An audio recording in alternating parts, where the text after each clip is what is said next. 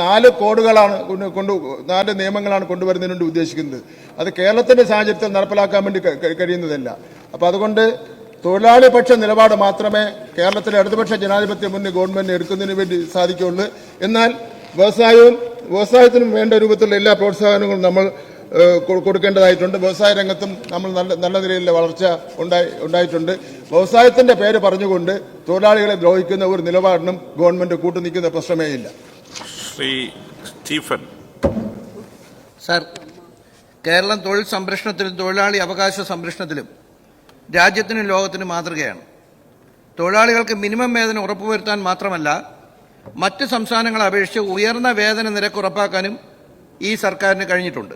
എൻ്റെ ചോദ്യം, തൊഴിലാളികളുടെ ശമ്പളം ബാങ്ക് അക്കൗണ്ട് വഴി ലഭ്യമാക്കുന്നതിനുള്ള വേതന സുരക്ഷാ പദ്ധതി വേജ് പ്രൊട്ടക്ഷൻ സിസ്റ്റം കാര്യക്ഷമമായി പ്രവർത്തിക്കുന്നുണ്ടോ? അതോടൊപ്പം 50-ന് മുകളിൽ തൊഴിലാളികളുള്ള എത്ര സ്ഥാപനങ്ങൾ കേരളത്തിൽ രജിസ്റ്റർ ചെയ്തിട്ടുണ്ടെന്നും.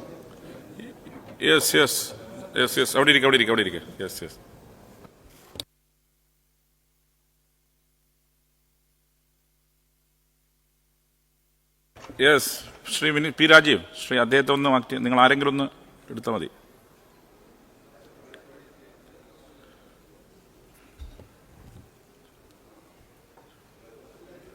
അല്ല, അദ്ദേഹം പോയി റെസ്റ്റ് ചെയ്തോട്ടെ. നിങ്ങൾ ആരെങ്കിലും ഒന്ന് ആൻസർ. അതെ, കൂടി നിൽക്കണ്ട, എല്ലാവരും കൂടി നിൽക്കണ്ട. അദ്ദേഹത്തെ ശ്രീ വി ജോയ് ഒന്ന് അദ്ദേഹത്തെ ഒന്ന് റെസ്റ്റ് ചെയ്തോട്ടെ. വേറെ ആരെങ്കിലും ആൻസർ ചെയ്തോളും.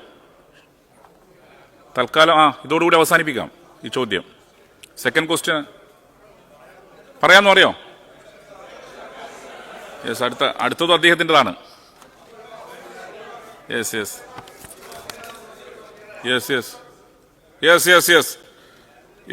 ചോദ്യം നമ്പർ, ബഹുമാനപ്പെട്ട മിനിസ്റ്റർ തൽക്കാലം ഒരു ഇതേക്കണ്ട. ശ്രീ സ്റ്റീഫൻ, അവിടെ ഇരിക്കും. അദ്ദേഹം തന്നെ റിപ്ലൈ ചെയ്യാന്ന് പറയുന്നുണ്ട്. അദ്ദേഹത്തിന്റെ കോൺഫിഡൻസ് പോകണ്ട.